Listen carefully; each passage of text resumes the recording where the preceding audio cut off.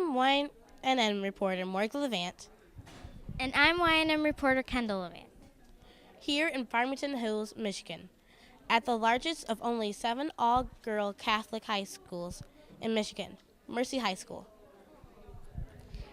Mercy High School has hosted its second annual Women's Means Business event. Nearly 300 people, including students, future students, Mercy alumni, and faculty attended this event. About 125 years ago, a group of 12 philanthropically minded women started Children's Hospital. They felt that children shouldn't be sick and children shouldn't die within our region without the proper care. So here we are 125 years later in a fabulous facility taking care of the children of this state. This symposium is important to us because we believe that no matter what business, profession, or call of life you find yourself, all women do make a difference and can make a difference. The panel members included women from various professions. All women had words of wisdom.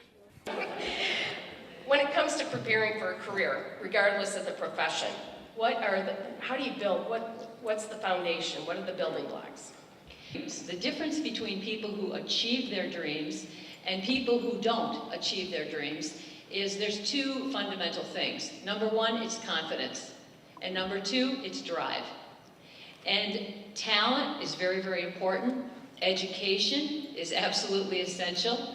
Playing sports is fantastic. And hard work is really important. And you have this incredible foundation right here at this school. But what's going to differentiate the ones in this room who are highly successful and achieve all the dreams you're sitting there thinking about today is your drive and your confidence. And the most important thing we know is that it takes women usually about 10 years longer than men to figure out how good they are. And so my message to you is you are in a fantastic school that's trying to teach you how magical you are. I'm a very strong proponent and concur with Ann on confidence. My 3 C's are courage, confidence, and a can-do attitude. And you get confidence by really believing in yourself and surrounding yourself with people that believe in you and that are positive and that care about you and that love you. I find that my confidence is much stronger when I'm in a very positive environment and surround myself with positive people. I often say, don't ever, ever, ever let anyone discourage you or deter you. If a door closes, find another door, and if you can't find another door, climb through the window. Kathleen, what are some of the common mistakes that young women make when they first begin their careers? You know, I'd have to touch upon what these other fabulous ladies have stated, is that part of it is confidence. I think that when women say, oh, I can't, or I don't think I'm good enough, and they double guess themselves and they question themselves, that's a huge pitfall. I also think to not admit your mistakes, or to be deceitful and think that you have to be untruthful or deceitful to get ahead or to play a game. I always say be true to yourself, go with your gut feeling, and don't take no for an answer. And the worst thing that can ever happen is if you ask a question or ask for something, the worst that can happen is they say no. Don't be afraid to fail. I think that's a huge pitfall with women. They're afraid to fail because then they think they won't be taken seriously. I say learn from your mistakes. It makes you stronger. It makes you a better person. It also makes you think outside the box. When I was younger and when I had my first journalism job in Grand Rapids, I had the good luck of being a reporter at a time when there were 3 or 4 other young women about my age. We were such a support group for each other, and we always talked about our 5-year plan. Of course, nothing in our 5-year plans ever happened. I never got to work at the New Yorker. And the 5-year plan was always changing. There was always a plan B, but we always talked about the 5-year plan. And I think even if it doesn't come to be, is there value in that, or was I just a freak? I just always had a plan. I was a sculpture major in college. I got a Bachelor of Fine Arts, and I was going to be a famous artist. And now I'm a judge. One of the things that has been in the news lately is I think the Oakland County prosecutor has been talking to high school groups about what you should or shouldn't post on the internet, and the idea that the internet never forgets, it's forever. For the young women in this room, is there any advice about, if you're starting out in your career and you've done something maybe 2 years before, or even 2 weeks before, that can be found very easily. Is that something that is new to this generation that we didn't have to really worry about when we were starting out? Any observations on that? To pick up on that comment from an employer perspective, you would be surprised at how important that information is in you getting a job and not getting a job. The world is flat, truly. It is much more competitive in terms of positions available and opportunities.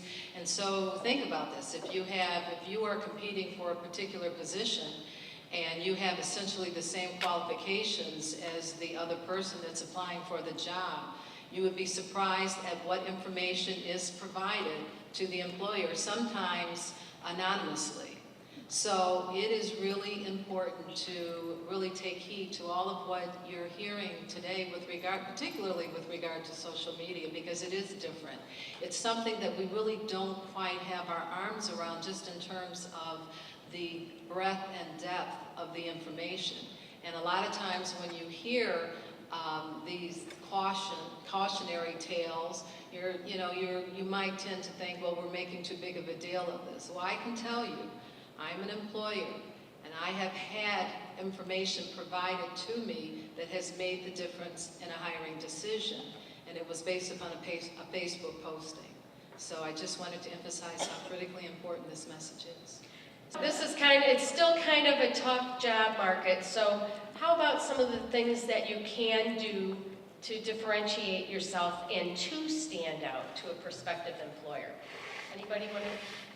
I think, I'm an avid believer of branding yourself, and that sounds a little bit like a product thing, but and companies do brand their products, and they're successful in promoting certain products, but I really feel my key to success was branding who I was in the legal profession, or branding who I was in the food and petroleum retail industry. All these women here, I know, even Mary, everybody here, they have branded themselves in their industry. People know who they are, what they stand for, and what they've done and what they can do. So and how do you do that? You have to network constantly. We're all community leaders. We all do charity. We all serve on various committees. I'm sure all of us are doing that, and when we're doing that, we are networking with people. We're putting ourselves out there. People know who we are. You must think like you must always be on the minds and lips of others when it comes to opportunities, because they're going to think of you. They're going to know who you are, and they're going to think of you when these opportunities come up, and they're going to call you. And these opportunities can lead to a lot of successful results for you. So brand yourself as a certain individual, and by doing all these things, I think is very important. There were also table leaders that included business owners, professionals, and entrepreneurs.